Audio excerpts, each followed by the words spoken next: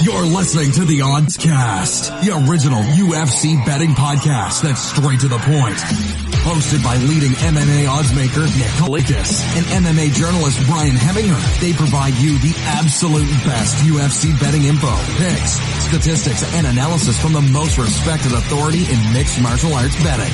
MMAOddsBreaker.com. Don't place your wagers without us. Welcome to the Oddscast, presented by BetDSI. I'm Brian Hemminger, joined today by leading mixed martial arts oddsmaker Nick Kalikas to break down this Saturday's UFC on ESPN Plus 19 event, which takes place in Tampa, Florida. If you're unfamiliar with our format, Nick and I will break down the fight card from top to bottom, providing extensive analysis and a pick for each fight after doing our film study for the event. Now, for this event, it'll be a bit more of a quick cast because we're getting the podcast out a little bit late due to some issues with work and our personal lives, but we still definitely wanted to give you all our takes on tonight's fights. Now, looking back at our last event, Kyle Marley won 3 units on his premium bets for UFC 243. Kyle has his bets and fantasy MMA picks available now on MMAOddsBreaker.com. Back to the present, UFC on ESPN Plus 19 features a 14-fight card in total that will be aired exclusively on ESPN Plus this Saturday night. Let's dive right in. Now, kicking things off on the preliminary card is a women's flyweight contest between JJ Aldrich, who is 7-3, and Lauren Mueller, who is 5-2. Now, Nick, where did this fight open, and how has the public shifted things so far? As always, before I get started, got to get my shout-outs in. And the first one, to betdsi.eu. Make sure you guys head over to BetDSI. It's a great place to bet. Check them out. Always check out our MMAOddsBreaker.com premium picks tab. Yeah, Marley 3's plays posted there. Kyle Marley is one of the best cappers in the world, as I always say. And those of you that have followed along for the last couple of years realize that as well. He's up over 260 units the last 16 and a half months. That's over $26,000, betting $100 a pop per unit. So that's amazing, really, if you think about it. So make sure you guys check out his premium plays available at MMAOddsBreaker.com right now under the premium picks tab. Now, getting right into the fight. Aldridge open minus 230, the comeback on Mueller plus 170.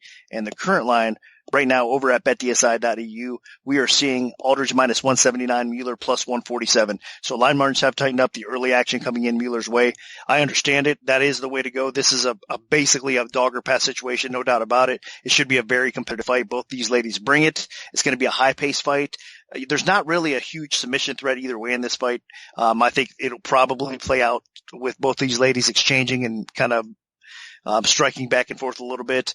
The edge, I think the pace might go a little bit more towards Mueller, but I think Aldrich is going to hold her own, and I think she's going to actually be the one that controls a little bit more of the cage, whether it's in the clinch, up against the fence, or maybe even gets top position in a scramble or whatnot as well. But I think Aldridge will do the more damage on the feet as it goes. She's faced the higher level competition overall, and I think she's just a little bit more battle tested, and I'm slightly leaning her way as a pick. But that said, there is no possible way I could lay chalk on Aldridge over Mueller in this spot. I do think it's a dog or pass situation. So at the betting window, if you're going to bet this fight, you look to bet Mueller because I think it's a split decision type of fight, and the MMA judging is no doubt about it. You got to kind of be cautious about it. So I would not bet Aldridge in this fight. It's Mueller or pass, but my pick is going to be Aldridge to get a close competitive decision win. And I'm going to come in the same way. Both of these ladies statistically are practically identical in terms of their defense standing, their offense standing, their percentage strikes hit. The biggest thing separating them to me is I'd say Mueller is a little bit more athletic than Aldrich, but Aldrich is more experienced, and Aldrich does come from a better environment of fighters, in my opinion. And I think Aldrich a little bit of a higher tempo training in Denver, Colorado. So I think if this fight goes to the floor, I mean, I'd be surprised because both ladies do prefer to stand and trade. So I think this is going to be a competitive stand-up fight. I'm totally with Nick in the fact that the odds should be a lot closer than they currently are. So it definitely is an underdog or pass type situation. But I do think that the experience for Aldrich and her trainers will give her just enough of an edge to pull out a close decision victory. So Aldrich is going to be my pick. Now moving up to the middleweight division, we have Marvin Vettori, who is 13-3-1, taking on Andrew Sanchez, who is 11-4. Now, Nick, what's the MMA oddsmaker's perspective on this one? Vettori open minus 270, the comeback on Sanchez at plus 190. And right now, looking over at BetDSI, we are seeing Vettori minus 370, the comeback on Sanchez, plus 287. So not a lot of faith in Sanchez right now. The line climbing Vettori's way. Obviously, a lot of people putting him in parlays. I can understand it. I do like Vettori in this fight as well, since we're keeping everything kind of short and to the point. I think that Andrew Sanchez is a very good fighter. I think he's underrated on the feet. He mixes things up well. He can be effective at times. He has good wrestling, really good grappling as well.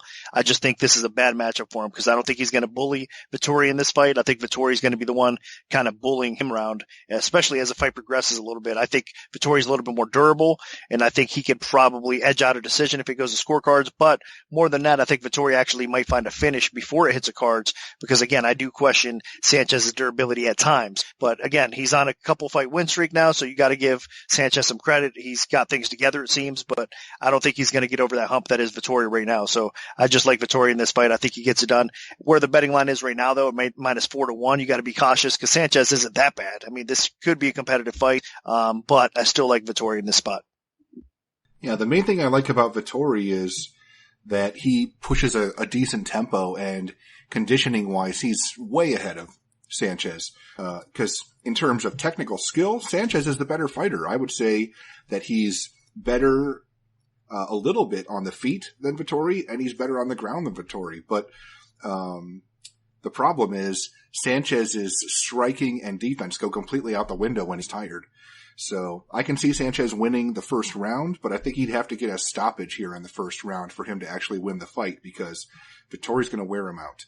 I think Vettori pushes a high tempo. I mean, this is a guy that went to a split decision against Israel Adesanya, the current champ. So I think Vettori pushes a good pace here, wears Sanchez out, and then wins rounds 2 and 3, if not getting a stoppage in rounds 2 or 3. So Vettori's going to be my pick. Now, dropping down to the welterweight division, we have Hector Aldana, who is 4-2, taking on Miguel Beza, who is 7-0. Now, Nick, where did this fight open, and how has the public shifted things so far? Beza open minus 230, the comeback on Aldana at plus 170. Right now, looking over at BetDSI, we are seeing Beza minus 227, the comeback on Aldana plus 187. Solid opener. Line margins kind of tighten up, but line staying steady. Tough fight to bet. I mean, Beza should be a slight favorite coming into this matchup. There's a lot to kind of like about him in this spot. He does have a 2-inch reach advantage. It's just kind of a striker versus striker matchup, although Aldana is the more well-rounded fighter at this point, and I think he's a little bit underrated. So this by far is Beza's toughest test to date. But I still like what I see in him. I think he is going to be dangerous. Aldana has a tendency to get in firefights, and he does absorb a lot of punishment. He's pretty tough, but I still think stylistically it might be a tough matchup for him with Beza here. So not confident. Again, it's a dog or pass situation with Aldana here. I think this is a big test for Beza, so that's why I wouldn't lay the 2-1. But as far as a pick goes, I think he can edge us out and possibly even finish Aldana. So I'll pick him, just not a confident one. Yeah, Beza definitely has scary power, and if he can connect with something nasty, he can win in a hurry in this fight. So you definitely have to be on the lookout for that. But he did disappoint me in that Contender Series fight. I thought that he was going to take care of business against Victor Reina and ended up winning a pretty lackluster decision. Aldana, though, he seems like a guy that the UFC is just using to build up other people. You saw that in his last fight where he took on Staropoli, and Staropoli looked great. And before that, he got finished by Keenan Song. So he's 0-2 in the UFC so far, and I feel like while he is probably one of the toughest fighters that Beza's fought, this is still, if they're trying to build Beza at all, this is the kind of guy they're going to build him up against. So I feel like this is a matchup made for Aldana to lose. So as long as Beza does not completely crap the bed again, I think that he should be able to walk away with a victory here by decision or knockout. So Beza's going to be my pick. Now moving down to the bantamweight division, we have Marlon Vera, who is 16-5-1, taking on Andre Ewell, who is 15-5. Now, Nick, what's the MMA oddmaker's perspective on this one? Vera opened minus 195. The comeback on Ewell at plus 155. Right now over at BetDSI, we are seeing Vera minus 159, Ewell plus 132. So line margins have tightened up a little bit. There is two-way action coming in this fight. I mean, Ewell taking a little bit more dog action, but Vera getting some check back as well. So I think it will continue to see two-way actions at the sportsbook on this fight. Intriguing fight. I mean, is Ewell ready to step up and face a guy that against a guy like Vera that's been dangerous and kind of on the rise and is a prospect that the UFC actually likes and I think has been pushing in a sort of way. You know, I think Vera is, again, a guy that kind of continues to get better fight by fight. He's one of those guys that absorbs everything like a sponge in training and improves and it shows. So, but that said, I still think that he has some holes in his game and Ewell can exploit a lot of those in this matchup. I mean, Ewell's going to have a 5-inch reach advantage, I believe. He's a southpaw. So even on the feet, Vera is a little bit more dangerous and I think he's a little bit more, I think diverse in his skill set, but I think Ewell can be very using that reach a little bit, pushing a pace, landing some good strikes along the way, mixing in a takedown or two, and kind of grinding out Vera. I think Vera is dangerous with his submission game, but I think Ewell's submission defense is good enough that he can not get caught and, you know, kind of mess around with Vera on the ground and stay away from getting actually submitted on the ground against Vera as well. So I think Ewell can win this fight. Stylistically, it's a great fight for him. I think he can win on the scorecards and kind of outgrind Vera along the way. So I'm expecting a competitive fight. It'll definitely be a tough test for Ewell, but I think he's ready for it. So I'm going to pick Ewell. And obviously at the dog price, I think there is a little bit of value there as well. And I'm right with you. I know that Marlon Vera's on an impressive run and has finished 4 fighters in a row. But Ewell presents some serious challenges for him. Ewell has a really long, lanky build. He can be very difficult to deal with. And Ewell also is a very good wrestler, really good athletic fighter. So with that 6-inch reach, I think Vera's going to have a little bit of trouble just settling in on the feet, even though I would say Vera is the more powerful striker and probably the little bit better technical striker. And then even though Vera is the better submission fighter, Ewell being the better wrestler, I think can take Vera down repeatedly and grind out from top position without getting caught in submissions. So I think this fight will be competitive, but I actually agree with Nick here. I think Ewell does enough mixing in takedowns and the occasional pot shots on the feet, working that reach advantage to walk away with a close competitive decision victory. So Ewell is my pick. Now, going down to the flyweight division, we have Davison Figueiredo, who is 16-1, taking on Tim Elliott, who is 15-8-1. Now, Nick, where did this fight open, and how has the public shifted things so far? Figueiredo opened minus 210, the comeback on Elliott at plus 160. And right now, what you're seeing over at BetDSI is actually Figueiredo minus 189, the comeback on Elliott plus 155. So line margins have tightened up a little bit. And again, there's two action coming in this fight, a little bit more action coming in Elliott's way. It's intriguing because Elliott has definitely always been, I mean, one of the top flyweights in the world. I mean, there's no question about it. You look at some of his performances. The guy is definitely more than game. I mean, he's put up a lot of great wins, put up a great fight with Johnson back in the day as well, not too long ago. It seems like back in the day now. And he's just one of these guys that has that grinding style, that relentless pace, that kind of unorthodox fighting style on the feet that can be effective.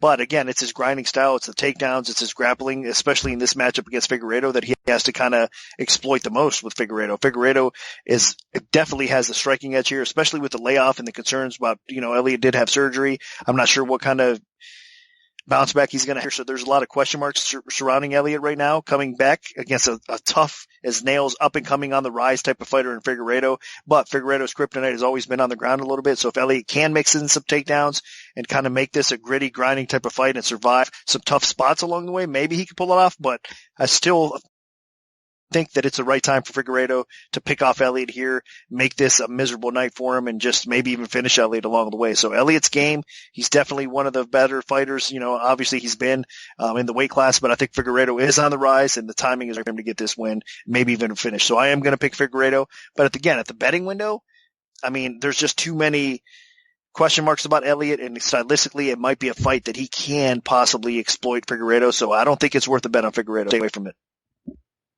Figueiredo, to me, is just the superior striker here. This is a guy that is more dangerous with his hands and his feet than Elliott. Elliott is more dangerous if it goes to the ground. Figueiredo, when he lost, it was because of the ground. So he just has to avoid that area. Elliott is a decent wrestler and can be pretty creative out there, very unorthodox type of fighter. So if Elliott can get inside, can drag Figueiredo to the ground and keep him down, that's absolutely his path to victory. Maybe even if he gets a submission along the way. But if Figueiredo can keep this fight upright and just do him in the feet, start to slow Elliott down with some, good jabs, good kicks, then that's how he'll win. So I think Figueiredo does enough. I think, Elliott has, starting to slow down a little bit. I mean, he's had his moments, but I just think Figueiredo's the better fighter and definitely the better striker. And as long as he keeps it in that realm, he should win. So Figueiredo's going to be my pick. Now moving up to the welterweight division, we have Max Griffin, who is 15-6, taking on Alex Morano, who is 16-5. Now, Nick, what's the MMA oddsmaker's perspective on this one?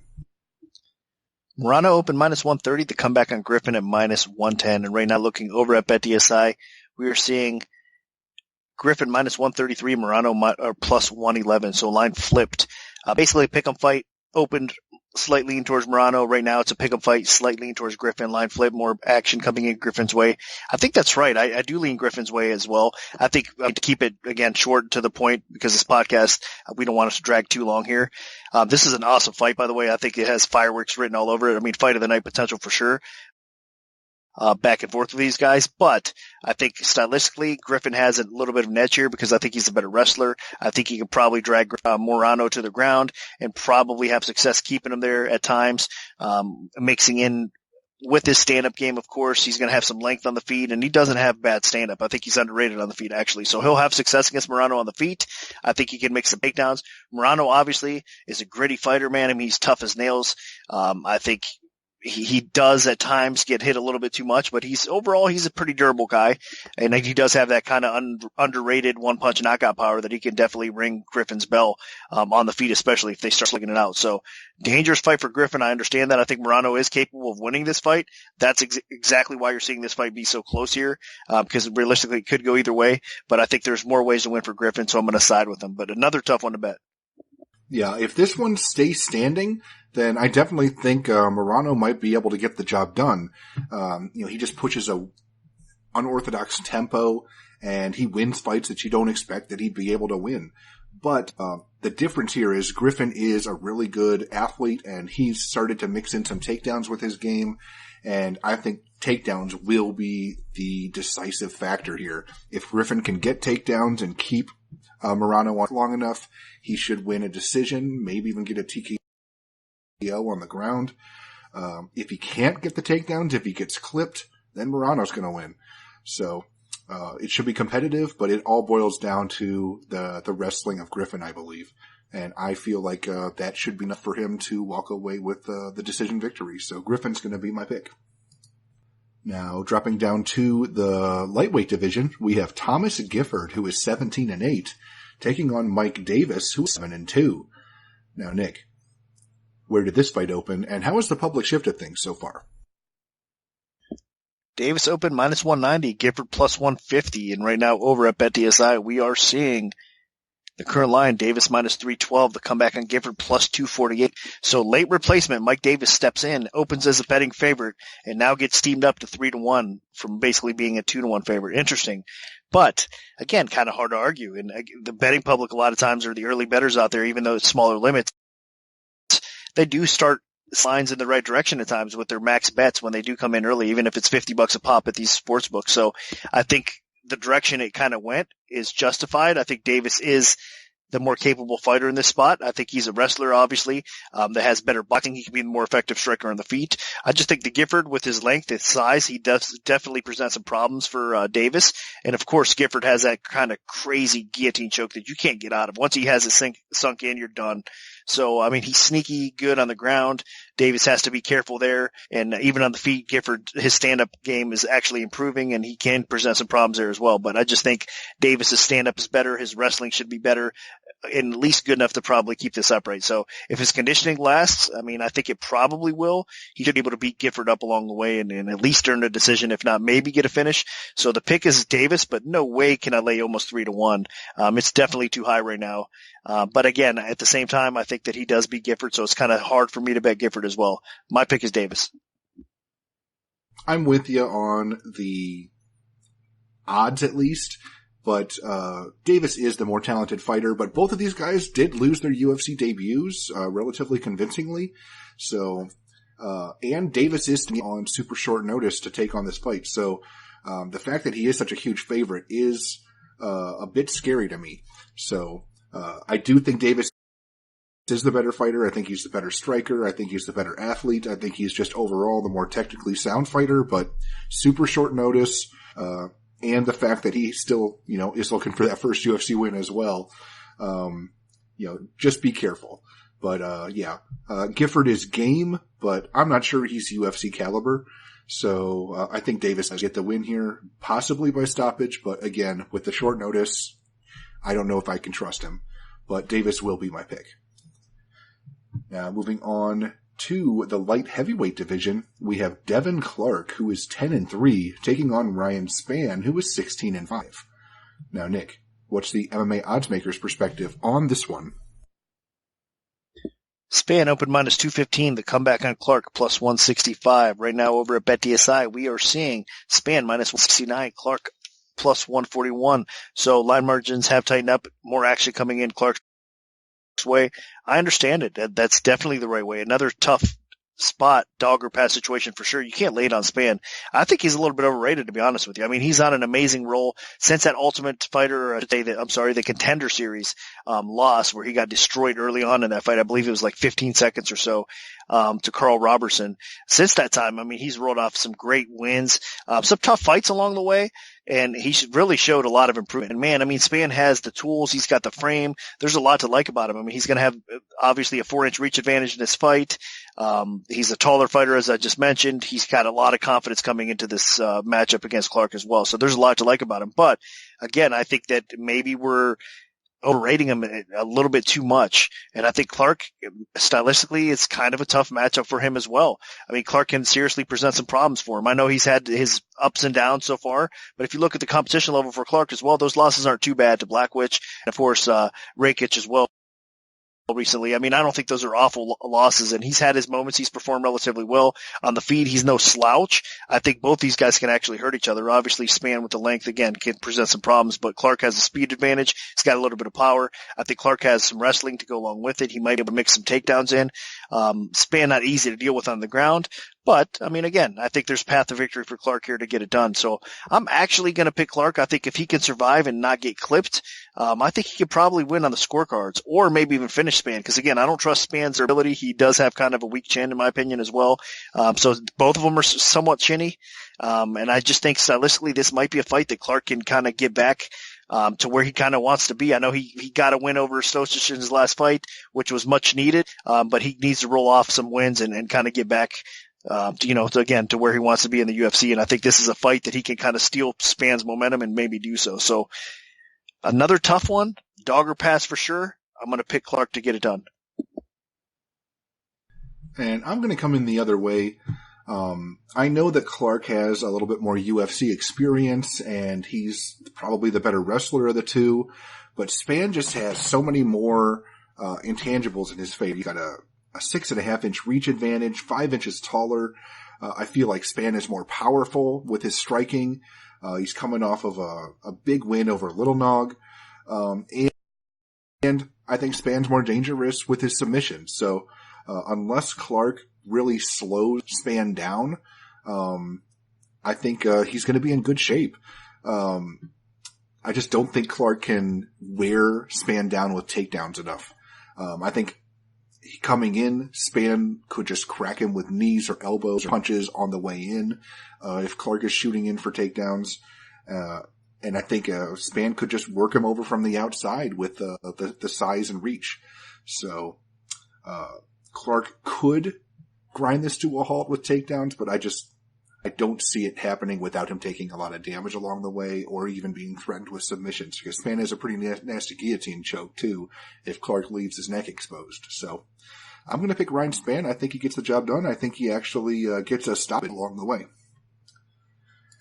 Now moving on to the main card, we have a middleweight contest between Eric Anders, who is 12-4, and Gerald Meerschaert, who is 30-11. Now, Nick, where did this fight open, and how has the shifted things so far? Anders open -150, Meerschaert +110, and right now what we're seeing over at BetDSI is currently Anders -141, Meerschaert coming in at +117. So again, line margins have tightened up. There has been two-way action on this fight. It's been kind of bouncing all over the place, back and forth. Anders got bet up. Then Meerschaert's getting bet some action back down as well. Another tough one. I mean, it's hard to depend on either one of these guys, to be honest with you. It's sad to say, but it's really true. I mean, Anders got back on track, win over Mejia in his last fight, much needed. I mean, he was on a 3-fight skid before that. Some tough fights. I mean, against decent competition overall. Teodoro fight in between, I think, was kind of a head scratcher. I mean, you expected better from him. And I think there's a problem with me since the Machida fight, honestly. I mean, that was a close fight that actually could have went Anders' way. But since that time, he just hasn't looked the same to me. I mean, he hasn't been the same fighter. So Meerschaert, on the other hand, I think what I've seen from him recently a little bit, I mean, he showed a little bit more life. At least I know even the Holland loss that he had a couple fights back, he performed a lot better than I expected in that spot. I think he was going to fold a lot sooner. So he hung in there, put up a really close fight against Holland, which I think Holland is obviously a fighter that's on the rise. So it wasn't necessarily a bad loss. And then coming out and beating Trevor Giles like he did in his last fight. I mean, he was game in that fight. He needed to win that fight to keep his UFC career alive, really. And he stepped it up and he won it. So I think he showed me enough life. And I like, stylistically, again, the way he matches up here against Anders. So I kind of trust Meerschaert a little bit more. And I think all it takes for him is to get inside, maybe clinch up with Anders, take his back, get him down, drag him down or whatnot. And Meerschaert can get a submission win over him. He's got that sneaky, slick, unorthodox submission game that even if you do have submission defense that's decent like Anders does, I mean, he's no slouch on the ground. And he's a strong fighter. So this is going to be interesting, especially with his drop back down to weight. That said, I still think Meerschaert might get him down, and I like what I've seen recently from him compared to what I have Anders. But make no mistake, it's hard to trust either one of these guys. But it is another spot where you got to bet the dog if you're going to bet this fight. So it's dog or pass. I'm going to pick Meerschaert to get it done. I can see Meerschaert getting it done if he can wear Anders out a little bit, if he can get this fight to the floor. But Anders is a good athlete. I don't think Meerschaert's takedown offense is nearly good enough to get this fight to the ground. And on the feet, Meerschaert is just not a good striker. When he faces people that can light him up on the feet, they usually do if he cannot drag the fight to the floor in a hurry. So Eric Anders is just coming off of a fight where he was taking on somebody that was very good on the ground but not good on the feet, and he destroyed them in less than a minute and a half. So I'm not saying that he's going to, obliterate Meerschaert in, the first minute and a half, but I think that he's going to really do some damage on the feet. It feels like Anders only struggles when he faces people that are superior technical strikers to him, and that is just not Meerschaert. And Meerschaert does not have the wrestling or athleticism to take advantage of his own technical skills in this fight. So, yeah, I just don't agree. I think Anders dropping back to middleweight is good for his career. I don't think that he has the size or length to fight at light heavyweight. I think at middleweight, Anders can still have a decent future with his athleticism and power. And I think that this is a fight made for Anders to not just win, but win impressively. So my pick is going to be Anders. Now, dropping down to the lightweight division, we have Luis Pena, who's 7-1, taking on Matt Frivola, who is 7-1-1. Now, Nick, what's the MMA oddsmaker's perspective on this one?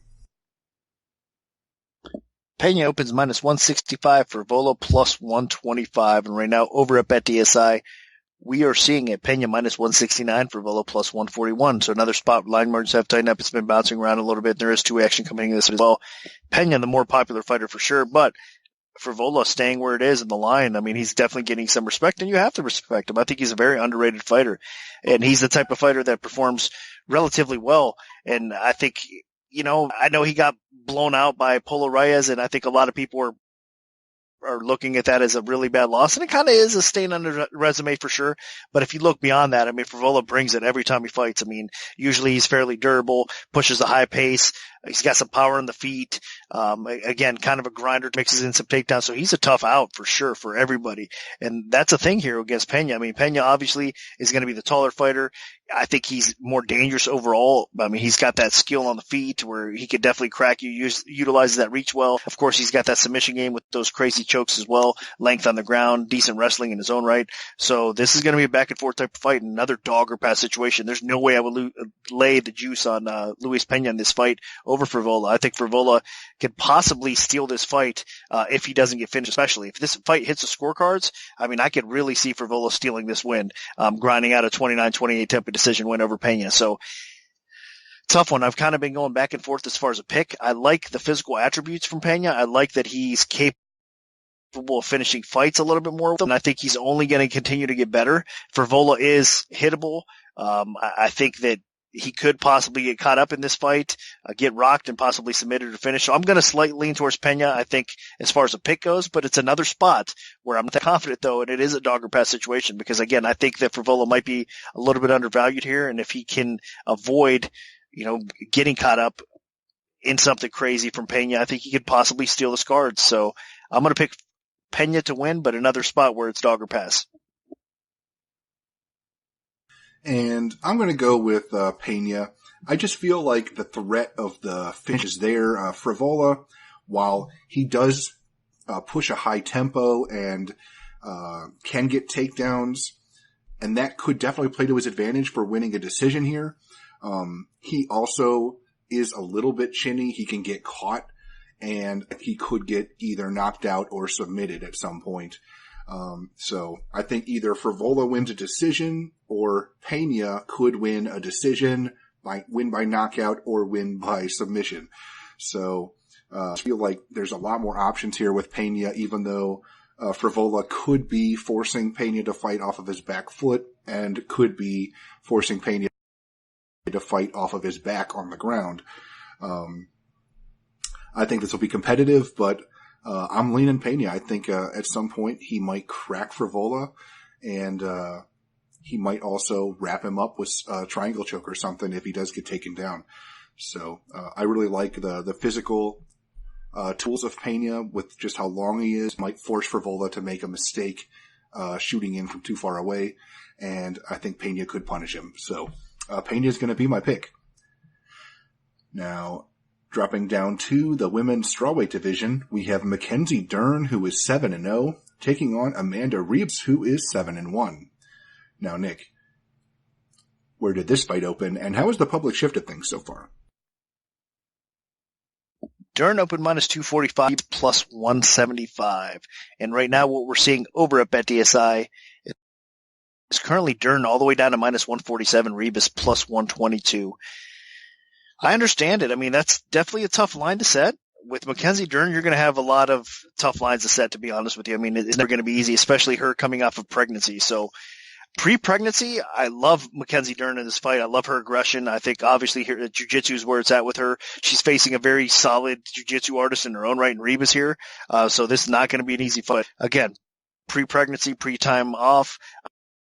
I think Dern was getting better. She's getting more confident. She was kind of getting more comfortable in the cage. But that is definitely what bothers me in this fight is that, I mean, we're not sure how she's going to perform. I mean, it hasn't been that long, child. So I think that, I mean, typically speaking, it might not matter in this spot, but I'm not sure. I'm not confident that it won't. I mean, I think if she could perform again, how she did before that, she's going to be the bull in this fight. She's going to be the aggressor. I think it's a little bit more technical overall. I like her frame too as well. I mean, she definitely has some length, underrated size and strength really for this weight class. And Ribas does have some skill everywhere the fight takes place. But I think that Dern is going to be the one that kind of closes the gap, kind of wraps her up, maybe takes her down. And on the ground, Dern definitely has more of an edge because I think she's a little bit more defensively sound as well. So she's more capable to win this fight on the ground. So for me, I do like Dern, and I think again she's kind of meant to win this fight, but the question marks for me and it's just like, I mean, I'm not that confident where she's going to look 100% or look close to what she did before the time off. So that's my concern here more than anything else. But I do like her to win. And as if price drops, I mean, if we're going to continue to see this line drop and it becomes more of a pick 'em exactly, then you got to hop on Dern for sure in this matchup. So I think there might be some value where the current line is right now. I'm going to pick Dern to win. And hopefully she shows up and looks good and, looks like she is going to continue her rise towards the top and possible title shot. So the pick is Dern for me. And I'm right with you. I'm not as concerned about Dern, just being 4 months, from having a child. She's young, 26 years old. I think she'll bounce back just fine. She looked great. She's had a history of issues with making weight, had no problems with her weight cut this time around. It seems like, maybe the having a kid has straightened her out a little bit from taking her career a little more seriously. So, in terms of grappling ability, I mean, that's Ribas's biggest strength, and Dern blows her out of the water on the ground. On the feet, Ribas is probably the more technically sound striker, but Dern makes up for that with the fact that she has a granite chin and she hits like a tank. So even though Dern isn't the most technically sound striker, if she can crack Ribas on the chin, that will easily set up a finish. So I think at some point, Dern either lasts Ribas on the feet, or she just gets this fight to the floor and ends up either winning a decision or winning by submission. So Dern is going to be my pick. Now, to the welterweight division, we have James Vick, who is 13-4, taking on Nico Price, who is 13-3. Now, Nick, what's the MMA oddsmaker's perspective on this one? Price minus 175, Vick plus 135. That was the opening line. And right now, what we're seeing over at BetDSI is currently Price minus 164, Vick plus 137. So another spot where line margins have tightened up a little bit. There is two-way action coming in this fight, and another difficult one to pick. I mean, if you're looking at this, there's no question who the better fighter is. I mean, let's say first Vick is moving up to welterweight from lightweight, so that's interesting. I mean, getting just smoked the last few fights. I mean, maybe this will do him so good not having to cut all that weight. So that's something to be said. I mean, and again, skill-wise, Vick is definitely a talented fighter. I mean, he has some skill on the feet, good clinch game, wrestling to go along with it, decent takedown defense, and of course that slick submission game as well, those chokes. Now, Price, of course, dangerous. I mean, he's definitely a tough come to take your head off type of fighter with his striking ability. I mean, of course, on the ground, he's got some dangerous submissions of his own right. He's got nasty ground and pound. We're seeing he's capable even of striking in weird positions, knocking you out from the ground off his back or whatnot. So, I mean, Price is just dangerous. I mean, he does have that knockout power. He's going to be physically, I mean, he's the kind of more natural, obviously, welterweight in this spot as well. So it's hard not to like him in this spot. I mean, I think Vick needs to kind of prove that he's thrown in the fire to me more so at welterweight than anything else right now. And this is a tough test for him to do so. So another fight, I mean, it's kind of repetitive in this podcast, but it's true. And you got to be honest, fight by fight. Each fight you got to take separately and look at it for what it's worth. And this is another tough one to bet, honestly. I mean, I'm going to lean towards Price. I think he probably does finish Vick, but Vick is the more talented and the more capable fighter. And I wouldn't be surprised if he does come in to welterweight and get this win over Price. So dog or pass for sure. You can't lay the chalk on Price here, but I'm going to pick him to win. Because again, I just don't trust Vick quite all the way yet. Yeah, Vick is moving up to welterweight, and I think that's for the best. He's got a long, lanky frame, and I think he can do fine at welterweight. My main issue is durability. That could actually help. Not having such a extensive weight cut could help his chin. We've seen that with multiple fighters moving up weight classes. They can take a shot a little bit better. But overall, I am a little concerned, though, because Vick is still on a 3-fight losing streak. This fight is less than 3 months removed from him getting brutally knocked out by Dan Hooker. Vick is also potentially desperate. This could be a move where his back's against the wall. But if you look at the technical skills, Vick's better than Nico Price on the ground. He's better with submissions. Vick is better at adjustments. I would say Vick is better technically with his striking. The difference, though, is Price can take a shot. Price has nasty power, and if Vic gets hit on the chin, there's just no telling what's going to happen here, because Vic could be winning this fight all the way up right until he loses it. So, my heart is saying Vic could pull this out because he does have all the technical advantages, but my mind is telling me that, all those technical advantages go out the window if he gets hit on the chin one time. So I'm going to side with Nico Price. I think that he does land that big shot and get the knockout. So my pick will be Nico Price. Now, moving on to the co-main event of the evening in the featherweight division, we have Cub Swanson, who is 25-11, taking on Kron Gracie, who is 5-0. Now, Nick, where did this fight open, and how has the public shifted things so far?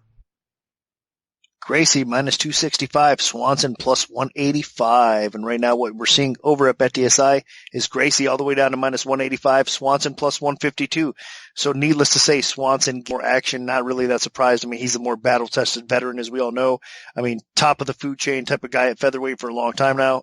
Gatekeeper right now, actually, more than anything else. I mean, let's call it what it is. So this is a gatekeeper type of test for Gracie. And right now, I mean, Cub Swanson, to keep his job in the UFC and to keep his relevance, really, he needs to pull together a win. I believe he's lost 4 in a row, so that's not a good look. But again, he's facing another guy that's on the rise and a prospect, even though that he's 31 years old. I mean, in MMA years, he's definitely still a young man when it comes to Kron Gracie, and there's a lot to like about his game. I mean, he's improving his stand-up all the time, but obviously it's his jiu-jitsu game, it's his ground game where it's at here. And I mean, has had problems in the past with grapplers, of course. And I think that Gracie, even though Swanson has some decent takedown defense for the most part, Gracie will find a way to get this fight to the floor. And once he does, obviously he's going to have his way with Swanson. Gracie's kind of one of those special submission artists. He's so smooth, he's so slick, and he's so technical that I think he gets it done once he is on the floor. That's basically what it comes down to. So I do think the action on Swanson, I get it. I mean, at the big price, you could justify it because he definitely has a path to victory here if he can keep it upright. I think he can batter and beat up Gracie along the way. But that said, as the line keeps dropping, I think it's a Gracie or pass situation. It's a favorite or pass situation. I do believe Gracie comes in here and again gets the best win of his career right now, and it's his time, and this is a great spot for him to get the win. So my is Gracie to win, probably by submission, so maybe look for a submission prop as well. Yeah, Cub Swanson, he's really been put through a gauntlet here in the featherweight division, but he still is on a 4-fight losing streak. And my main issue with Swanson is, he is a talented fighter. He's had some incredible fights against some great fighters throughout the course of his career, but when he's in a situation where he absolutely needs to keep a fight standing to win, he's not able to do it. It happened against Ortega. It happened against Moicano. It happened the first time against Frankie Edgar. And in this fight here, I mean, he cannot let this fight go to the ground against Kron Gracie, but I just don't think he has the ability to keep this fight upright. At some point, Gracie is going to close the distance and take this fight to the floor, and his ground game is going to take over. Kron Gracie is a very talented fighter, an elite level grappler, and I think he's catching Cub Swanson at a good time in his career.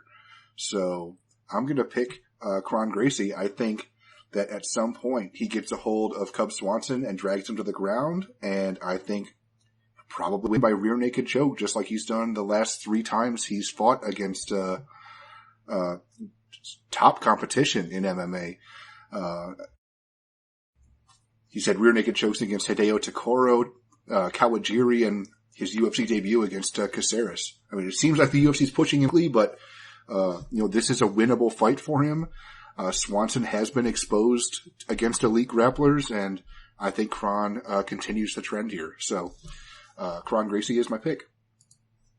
Now, moving on to the main event of the evening. In the women's strawweight division, we have former champion Joanna Jędrzejczyk, who is 15-3, taking on Michelle Waterson, who is 17-6. Now, Nick, what's the MMA oddsmaker's perspective on this one? Jędrzejczyk opened minus 350 to come back on Waterson at plus 275. And right now, currently at BetDSI, we are seeing Jędrzejczyk minus 370 to come back on Waterson at plus 287. So line margins have tightened up a little bit too coming into this fight. An appropriately set line. I think that Jędrzejczyk should be a solid favorite in this fight, but you got to respect Waterson as well. She deserves to be in this spot, but it is a tough fight stylistically for her. I think she's going to have to probably get this fight to the ground, probably look to take her back, probably look for a submission win in the matchup, because on the feet, even though Waterson's capable of mixing things up, she's not a bad striker. She has some good technique. Her kicking game's on point at times, and she might have some success mixing some of those kicks up.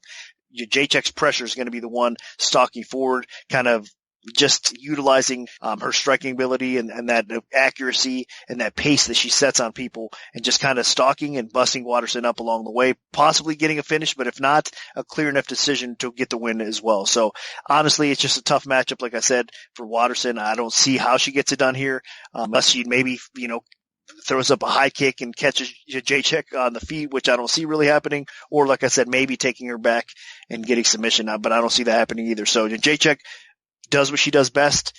She returns down to this weight class and returns successfully by getting an impressive win, at least a decisive decision, if not a finish. And I think, there's still some value left, possibly at under 4-1, maybe throw in a parlay, and I think you'd be safe to do so. I know there's some NFL this weekend as well, so make it a kind of a fun parlay with JJ in there. So the pick is JJ, and again, just kind of have fun with it. And from top to bottom, this is not the easiest card to bet. But I mean, again, there's a few spots on here. If you bet it the right way, I think you can find some success. Yeah, and I have to go Jędrzejczyk as well. If this fight stays standing, and I expect it will, because Jędrzejczyk has 80% takedown defense, and Waterson's takedown accuracy, while decent, I just don't think good enough. So if it stays standing, Jędrzejczyk just pushes way too high of a tempo. Waterson is a decent striker. I mean, she definitely is a capable striker, but she's more methodical. She's the type of fighter that's very close competitive striking exchanges, and Jędrzejczyk just likes to just overwhelm her opponents with pure volume. I just don't think Waterson can keep up with that type of fight. And defensively, there is a huge difference. While she does have a good output and lands at a high rate, she gets hit way too often on the feet. And Jędrzejczyk, I think, will really expose her there as well. So I feel like on the feet, this could be very one-sided. Waterson mixes it up a little bit better than Jędrzejczyk does with her kicking game. Jędrzejczyk just will be able to outbox her handily. And Waterson is better on the ground. She has good shin. If she can take Jędrzejczyk's back, she might be able to make something happen, but we have yet to see anybody really dominate Jędrzejczyk on the ground. Even Gedelia couldn't keep her down for too long, and could not keep her down over the course of 5 rounds. So I think Jędrzejczyk keeps this fight upright and then just outpaces Waterson on the feet. The last time we saw Waterson face, somebody that was a really talented striker like this, Rose Namajunas landed a nasty head kick and then finished her. So I think Jędrzejczyk at some point overwhelms the Karate Hottie and might even get a finish along the way. So Jędrzejczyk is going to be my pick. So that'll do it for full event breakdown for UFC on ESPN Plus 19. If we have a free play to give out, make sure to follow at MMAOB Premium on Twitter, because that's where we'll post them first. We can also notify you of our free bets via email alert if you prefer that method. Just send an email to at MMAOddsBreaker.com and we'll add you to a free bet mailing list. Special thanks to BetDSI. Good luck, everyone, and hopefully the betting gods are on your side this weekend.